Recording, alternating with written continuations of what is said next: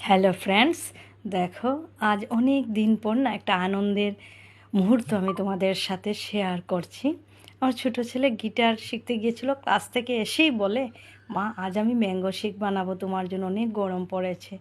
আমাকে বসিয়ে দিল চেয়ারে আর বললো না আমি সব করব, নিজেই আম কেটে দুধ কেটে মানে কি বলবো আর কি, একটু আইসক্রিমও দিল, বললো টেস্টি করে বানাবো।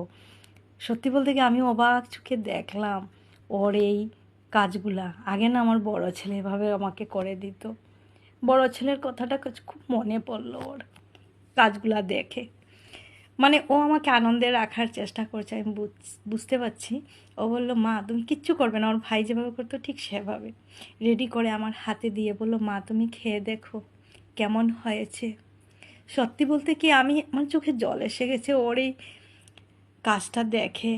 বলো মা আগে খেয়ে দেখো। আমি মানে একটা কি বলবো আর কি, আমি বুঝাতে পারছি না আমার যে কি দারুণ একটা মুহূর্ত লাগলো যে আমার ছেলে আমাকে বানিয়ে দিয়েছে। এই ছোটো ছেলে দেখতে কীভাবে